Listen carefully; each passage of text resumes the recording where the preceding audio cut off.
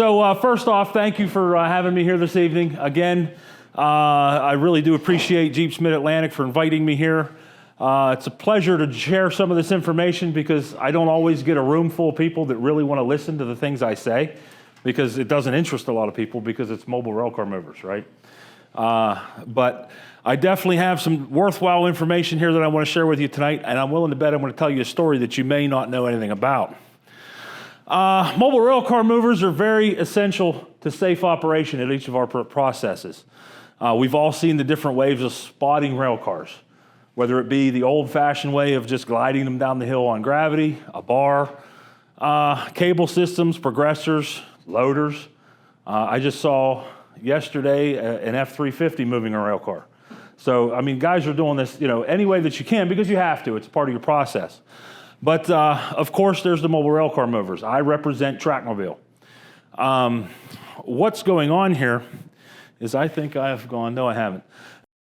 They have to be maintained correctly, and proper operators training has to be given because they are a vital part of your process.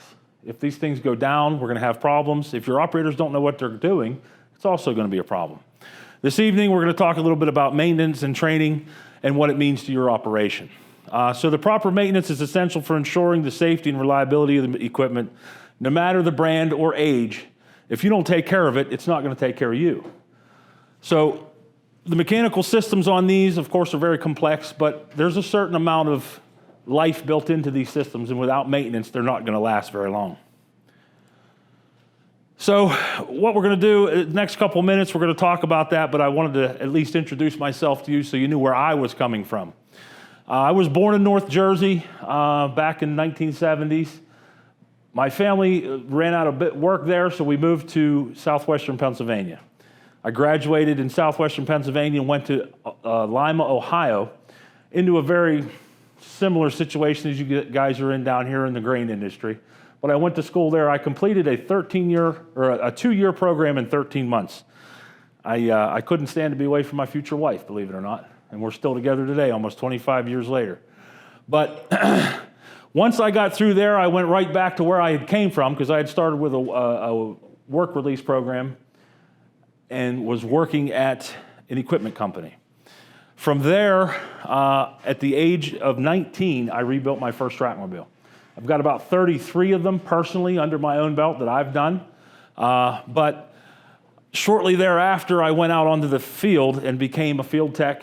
And then from the field, I became, of course, as most people do, you move into management. I took over as shop foreman at the age of 34. And I had, at that time, 42 road techs, 14 shop techs. I've probably been at most of your facilities, believe it or not, working on a Trackmobile or a mobile railcar mover that you guys have. At that point, the management part of it was a lot. I actually had ended up in a real bad car accident. I broke my back, separated my hips. The doctor still can't figure out how I separated the hips instead of breaking them. But 4 months later, I had to learn how to walk again. I told the owner of the company, I'm done. I'm not going to run your service department anymore. I want to specialize in Trackmobile and technical training. I did that for about 3 or 4 years, and then after that, they sold the company. I ended up with the great group of guys that I'm with now at Taylor Northeast and H&K Equipment, running the Trackmobile side of their business. Not only Trackmobile, but mobile railcar movers in general. I'm going to say Trackmobile a lot tonight because that's my bread and butter, but we do Shuttle Wagon, we do Rail King. Haven't got the opportunity to work on a Boss yet, but it's coming. So there are a lot of things out there that we have seen. I've been introduced as the Trackmobile guru more times than I can count. A lot of people depend on the information that I have stored in my head. I don't know why, but I try to remain humble, and I'm here tonight to explain to you guys what I know or what we can share about the maintenance portion of this business. I do have a confession to make. I used AI to put tonight's presentation together. That's something that a lot of people probably don't even think about when you're thinking, presentations or something like that. I was a guinea pig by the Google company to try out a new process called Baird, B-A-R-D. I asked Baird what Baird is. This is word for word. Baird is a large language model, also known as a conversational AI or chatbot. Trained to be informative and comprehensive. I am trained on a massive amount of text data, and I'm able to communicate and generate human-like text in response to a wide range of prompts and questions. For example, I can provide summaries of factual topics and create stories. Anybody catch how many times it called itself I? Yeah, this is the future. This is where we're headed. But what I did was, Bear didn't write the whole thing for me. I asked it to write an outline, and I used that outline to take the really basic information, and I filled in the voids with the 30 years of experience that I have in the industry. So it was a very useful tool, actually. It is well known that a well-maintained piece of mobile rail equipment can save money on repairs and downtime. However, have you thought about what a poorly maintained piece of equipment will do to your business? Over the years, I've seen what that poorly maintained equipment can do to operator morale and the way that they treat the equipment. With an operator, it is only human nature for them to shortly understand that the company doesn't care about the equipment, so why should they care about it? So then they begin to treat it poorly, and then it's not long before something that was usable was no longer usable. Obviously, in that situation, things go downhill quickly. I actually spent a summer about 2 years ago. I picked 3 of my customers out, and I visited their locations, and I took care of the equipment. I actually cleaned the cabs up for them. One of them was one of my rental machines. One was it was a fertilizer plant, and the third was actually a steel coating facility. I saw improvements in all 3 of the locations, but mostly in the rental because they weren't taking care of it. It was a rental piece of equipment. As we all know, sometimes that stuff doesn't get taken care of very well.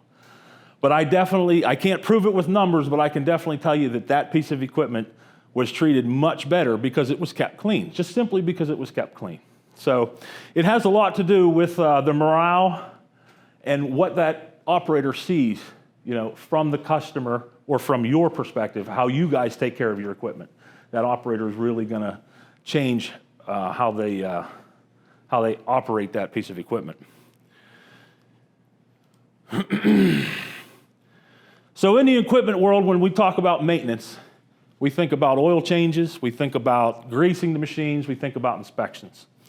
None of that's wrong, but do we really understand what maintenance is? Webster says that maintenance is the process of maintaining or preserving someone's or something in a state of being maintained.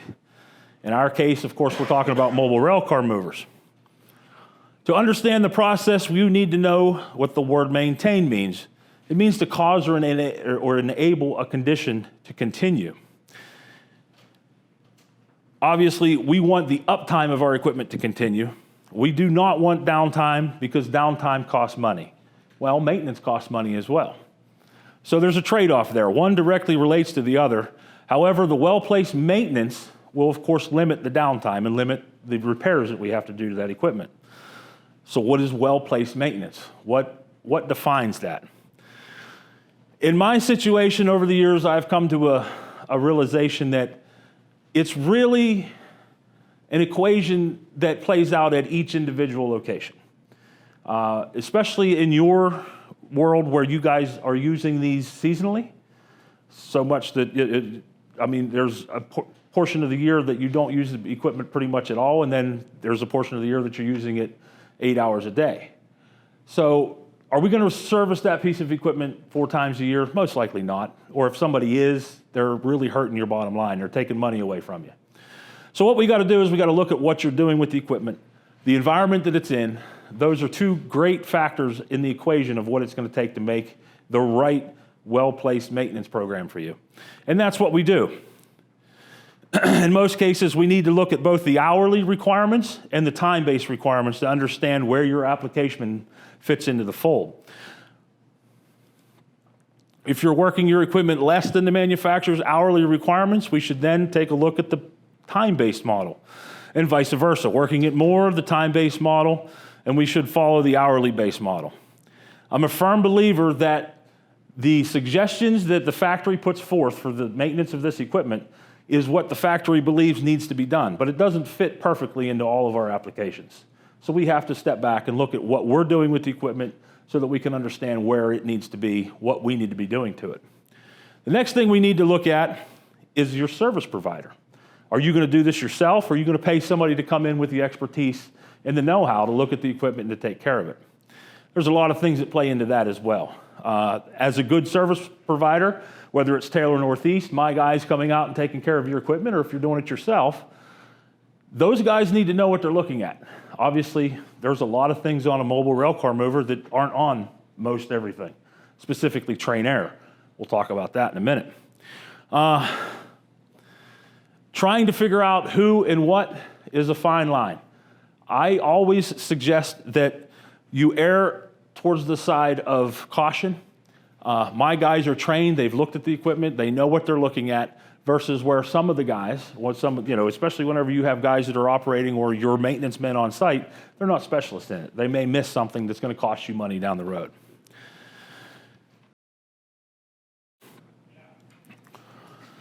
So previously, when we were talking about the definition of maintenance, the one thing that I didn't mention was that the maintenance plan itself needs to be maintained. That's the biggest thing that we miss in the industry. There's a lot of things that the service provider can do for you. We have telemetry systems, we have technicians that'll come out and tell us about the equipment to make sure that we touch the equipment when it needs to be touched. The unfortunate thing is most of you, or the managers that are running the equipment, they have other duties within the company to do, and that maintenance kind of takes a back seat to that. Well, that's where the service provider comes in. He can remind us of what's happening, when it needs to happen, and once they have identified the maintenance program, we can actually begin to change it. We can begin to mold it more into what your particular application, your mobile railcar mover needs. So I just wanted to make the point that we have to be sure, as well or as good of a system as we can put together, unless we work together, both customer and service provider, it's going to fall away. It's just not going to work together. So we have to definitely take the information that you give us, process it, and put it to actual use in the overall plan and eventual maintenance plan itself. Some of the key components of a mobile railcar mover that require annual maintenance include the engine, transmission, brakes, wheels. It's very important to inspect the machine regularly for signs of wear and tear. These inspections carried out by a seasoned mobile railcar mover technician can be all the difference in seamless operation or having major issues because of a leak wasn't addressed, which led to a major component failure. We just recently had an axle seal that led to a $23,000 axle because they didn't change the oil. They actually ran the axle out of oil. So little fixes could have been taken care of. About a 4-hour job ended up costing roughly $35,000 all in. So we need the opportunity to inspect the equipment. If we can't inspect it, we just don't know what's going on with it. So physically, we need to be able to see what's happening.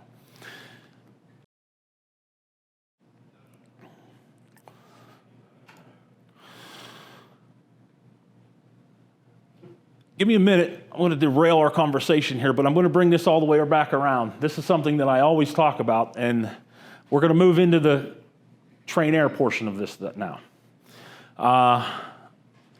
If you guys are using mobile railcar movers, I have a couple questions. Are you currently using train air? It's a good question. Are you, or do you think that train air is just a time-consuming and redundant process that you don't really need because there's brakes on the machine? Well, let me show you how I feel about it. I'm going to really derail it here, so we're going somewhere where you probably didn't think we were going to go. April 26, 1986, 6 days and 37 years ago tonight, something happened that changed the world as we know it. A group of operators, much like our trackmobile operators, were completing a test that was needed to finalize the completion of the Chernobyl nuclear power station. That nuclear power station, of course, was in Pripyat, Ukraine. This test was to prove the theory that a steam turbine could power the cooling water transfer pumps while they were slowing in case of a power system failure. The test had been tried before but had not been completed. The idea was that the slowing turbines could power the pumps for the 80 seconds that it took for the diesel generators to turn on in case the power was completely shut off from the plant. These tests had been planned to be completed in the afternoon of the day before. However, there was a grid operator that requested the plant keep producing power, so they couldn't go offline. So that pushed the test into the night shift, into a shift that wasn't prepared to do it. But they came in just like any other day, ready to do their job, but they were surprised that they were going to have to perform this test. The power level of the reactor had to be slowly lowered to a point that the test was safe to run. In this process, because of what happened the day before and having to extend the power on the reactor, it was in a very bad state to make this happen. So what actually happened was they had lowered the power too low. In order to bring the power back up, they had to start to draw control rods out of the reactor core, which put this reactor in a very, very bad situation. In the control room of reactor 4 that evening was a button marked AZ5. There you can see it as A35. That actually is the control button from reactor 4. What that button is an emergency stop button. The operators were taught that in case of emergency, they had at their disposal the AZ5 button, which if pressed would lower all the control rods into the reactor, effectively slamming on the brakes in the reactor and stopping the reaction. What they didn't understand was that their actions effectively created a steam bomb. In an RBMK reactor, the control rods are supposed to be boron, which is a substance that actually slows the reaction in the core. However, because of the Russian government, these control rods were tipped with graphite. As the graphite entered the reactor core, it accelerated the nuclear reaction, creating more heat. That accelerated reaction and additional thermal load created steam. That steam immediately turned all the cooling water in the reactor and blew the top off of this thing. Literally, 100-ton, what they called a biological cover, which is nothing more than a 100-ton slab of steel, popped off of it. The initial time it came off, it only came off a couple inches, they think. But what that allowed to happen was oxygen rushed into the reactor, which created hydrogen gas. 3 seconds later, we've all seen the Hindenburg hydrogen explosion, which completely removed the biological cover off of that reactor. Arguably the worst nuclear disaster that ever happened on the face of the earth today.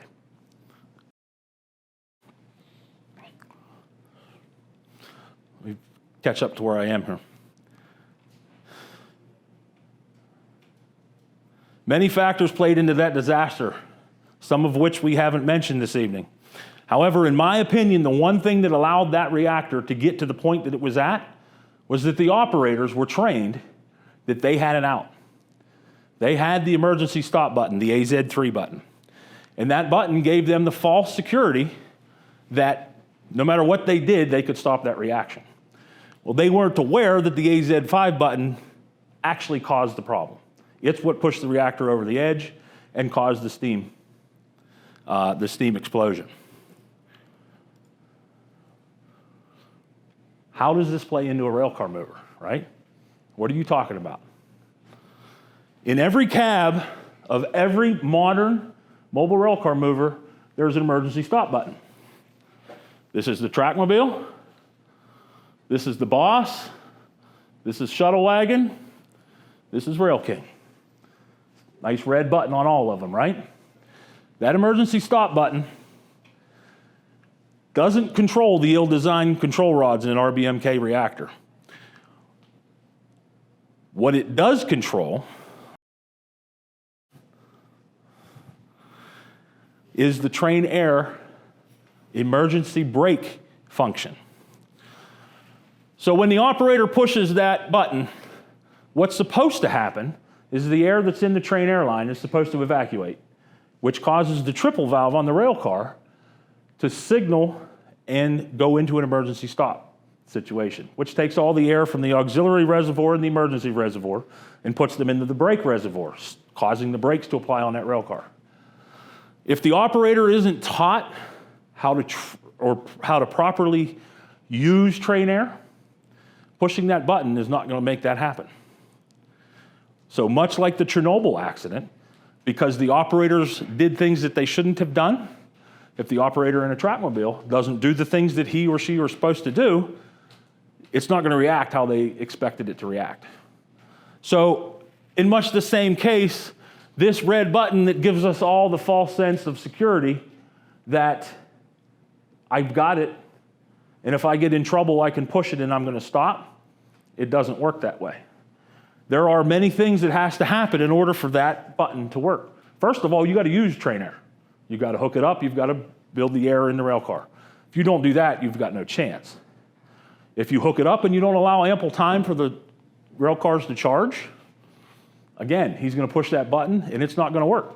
He's not going to get the emergency stop brake application. So much like I said, that the Chernobyl disaster, the actions of the operator will dictate whether or not that emergency stop will work. If the operators were taught correctly and understand the train air brake system, the operation, when they push the emergency stop, it will work like it's supposed to work. If they don't understand it, it's not going to work. In both cases, Chernobyl and my trackmobile operators, they are trained that the emergency stop button is a fail-safe, that if needed, you can get out of jail free. If all the proper protocols and processes are followed, it should be. However, if human error and inability allows any of the steps to be compromised, the functionality of the emergency stop will be affected. I tell the Chernobyl story to all of my operators in all of my operator safety classes. It's a stretch, but they do understand that it's their actions that determine whether or not that emergency stop works. So in essence, it's a fail-safe, but that fail-safe depends on whether or not they know what they're doing. If you're not currently using train air in your facility, I urge you to reconsider. With the modern train air systems and compressors, the days of waiting to charge train air are over. Our trackmobiles have a 100 CFM air compressor on them. It's not like the days of a 16 CFM single compressor on a 5TM or an old trackmobile that just simply can't build the air like they used to. So those days are over. Roughly, we are taught that it takes 7 minutes to fill a car and a minute for each car thereafter. In the real world scenario, with the tools that we currently have in the trackmobile, that time is limited. It is still very important to not move the car before the rail cars are charged. However, we have tools now that allow us to see when it's ready to move that rail car.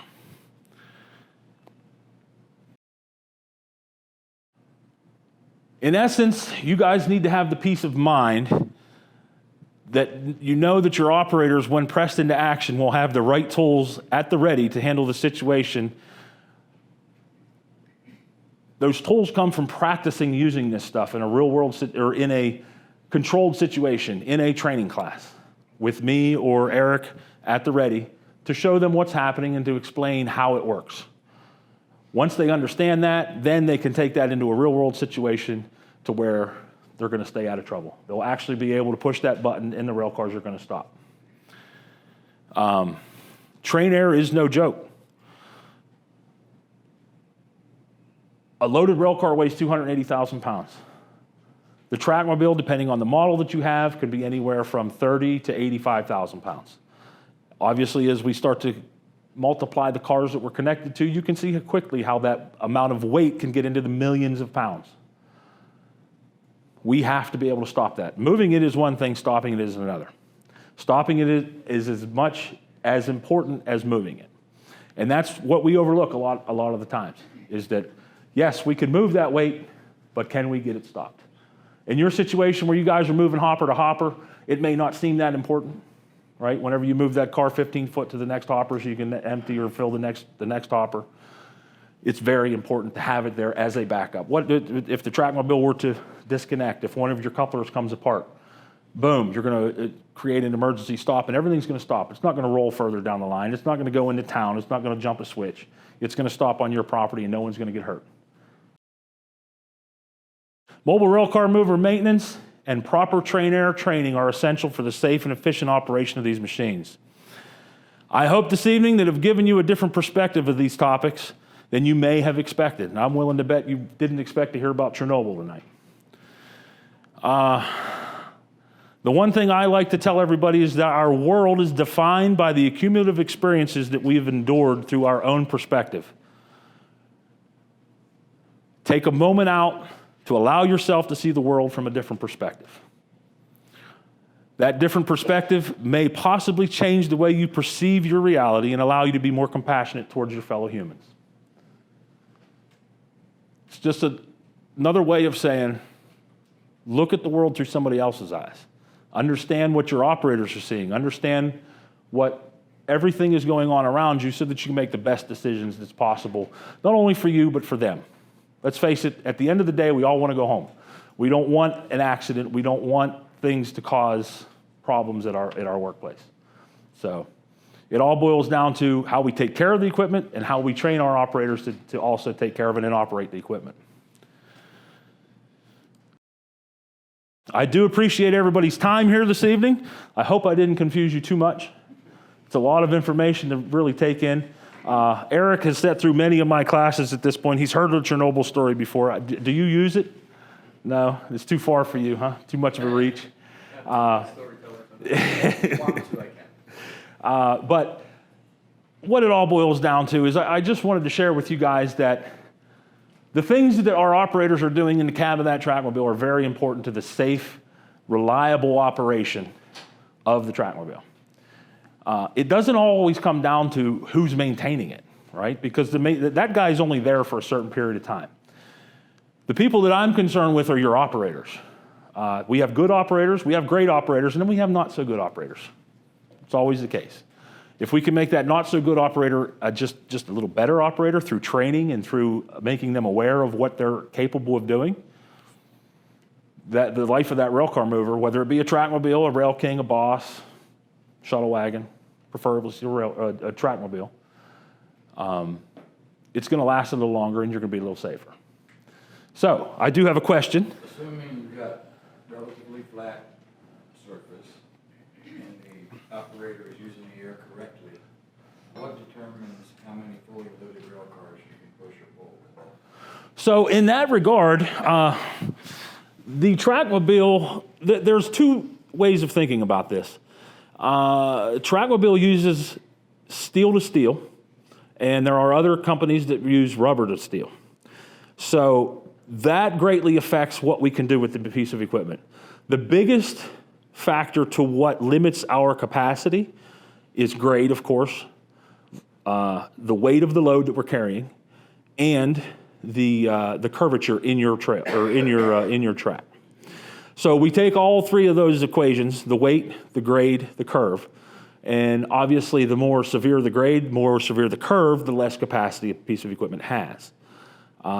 Perfectly straight and level track, which we'll never find anywhere, is one thing, but as you begin to increase the grade, increase the curvature, you obviously lose capacity. So that's kind of a trick question that we always kind of answer that way. The other thing that really affects it is weather, believe it or not. Of course, steel to steel, rain, ice, snow. Am I hearing that the best thing to do then would be to have a rep like Tony stop by and say, this is your situation, I would recommend that you don't? 100%, yeah. So that's what Tony does, that's what I do. We are the specialist in the industry, so we'll come out, we'll measure your rail layout. We're looking for grade, we're looking for curvature, we're also looking for temperature, your temperate area. Obviously here you guys don't get a whole lot of snow, it doesn't get really, really cold like it does back home. So that plays into it, you know what I mean? So we'll tell you, hey, on a really cold day, you might be able to move 2 cars. On a nice hot day, might be 3, maybe 4, depending on your location and what you got, what you have going on. The other thing that plays into that is going to be how the piece of equipment is equipped and your operators. The day of having the operator that, that's all they do, they're nothing but the trackmobile operator, we all know that day is gone, right? They have to multitask today. So our equipment is especially the trackmobile, we have multiple features on the machine that allow an operator to not be the specialist of an operator that they had to be years past. So we have traction control, we have weight transfer control, we have things on the machine that help protect the operator and the machine from, hurting itself. So there's a lot of technology that we use now that enable us to be able to utilize somebody that isn't a super specialist in operating and still not hurt themselves and not hurt the equipment. I think that's probably information that we are currently working without any real knowledge of, and that we should get that. Absolutely. So, there is a lot of stuff that's out there. On the Trackmobile specifically, Max Tran is something that we talk about a lot, and that's a weight transfer control system that is computer controlled. What it does is it actually limits your ability to lift an empty rail car off the truck. But in essence, what it also does for you is it gives you the best weight transfer possible over a certain period of track.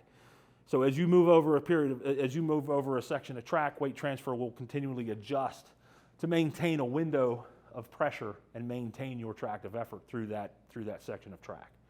So the Max Track is a traction control system that limits your wheel slip in that same section of track. So say you have an operator who is not as familiar with the piece of equipment, and they don't understand that actually easing into the throttle is the best way to handle it, and they just want to go to full throttle. Well, the machine then will limit their ability to spin the rail wheels. It actually will notice that the rail wheels are spinning, much like a Corvette or modern cars today with traction control. It brings back the throttle and will apply the brakes until the wheels stop to slip. But more than that, it's incentive for the operator to only give it the throttle that it needs and not spin the rail wheels. Obviously, rail wheels are one of the most expensive things on a Trackmobile or any mobile rail car mover, and we don't want to just sit there and spin them off because you're not doing yourself any good. We also have a lot of other technology built into the equipment. We have remote control, which is great for the grain applications, simply because you guys are moving these things, however far. You don't just stop and dump a whole car all at once, right? So you got to go bin for bin. So your operator the machine would sit there and idle, and he actually can, or she can actually operate the piece of equipment and move it along without having to be in the cab. Takes that two-man, two-woman operation and turns it into a single operation. Some of the other things that we do, we have all CAN bus control. The Cummins engine and the John Deere transmission all converse with one another. The hydraulic system knows what's going on with the transmission knows what's going on with the hydraulic system. We actually temper our brake pressure depending on the amount of weight transfer we have. The machine knows if you have a lot of weight transfer, it's going to take more brake pressure to stop it. So they actually ramp up the brake pressure if you have a lot of weight transfer. So there's a lot of things going on behind the scenes on the Trackmobile today that a lot of people don't really understand or see. Anything else? Any other questions? That's the stuff that I love to talk about. Yes? I have a slightly off-topic question. What clearance are we required to have for things that are stationary on the track? Do you know? It's going to fall within the AAR clearances. Okay. However, are you talking mainline track or are we talking track that's within your facility? So essentially at that point, we don't want interference, which of course is obviously what, we don't want things to collide with one another. I don't believe that within a facility that there's any specific specification of how far away something has to be within your own rail. Okay. However, that's something that you can set up yourself. I do believe... What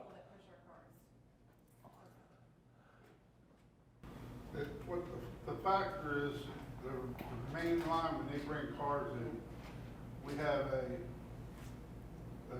container, a hydraulic container for a truck dump. To the rail shed. If we have to put a container, a double wall containment around now, and the factor of how close you can be is because when they bring us cars in, their engine has to pass that. Okay, so then it becomes a main line. Yeah. Right. So that short line that's bringing those in for you, or the people that are moving for you, are going to be the ones that tell you, yeah.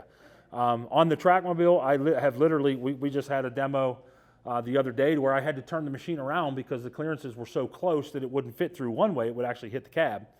We actually turned it around so that we could clear, and what that was is it was a loadout that was built up on either side. Yeah, we don't want to break the cab off a brand new demo trackmobile. That would have been bad. But yeah, that's something that I would definitely ask your short line to see where they want that to be. I'm pretty sure on main line it's 25 foot from center line, but that's main line. So that's, yeah, you may have a little more leeway inside of your facility for sure. Show of hands, who's using mobile railcar movers, no matter the make? So quite a few. Not personally, but my site. Right, absolutely. Trackmobiles, for the most part, or yeah? Titan? Okay, good. Yeah, the Titan model, Titan Hercules, now Spartan, and then Atlas, of course, on the top side. Not too many Vikings in the world, but those model lines, that's the latest and greatest. Those are the ones that have all of the fancy technology on them that actually start to enable our operators to be better operators without them even knowing that it's there. You know what I mean? It's working seamlessly behind the scenes for sure.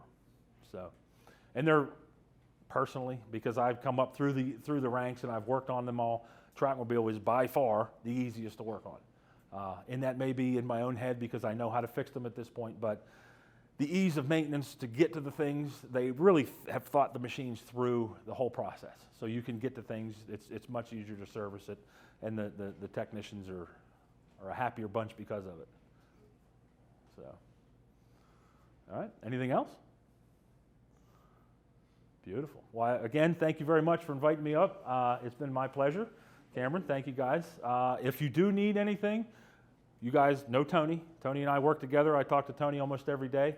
My contact information, I have my cards here if you guys want to get in touch with me.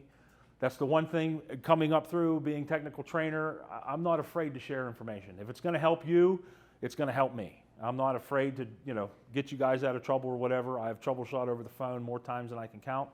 So by all means, if you run into a situation like that, like I said, I've got my card. Come see me when we're done. We'll make sure that you guys can reach out for me. All right. Thank you so much.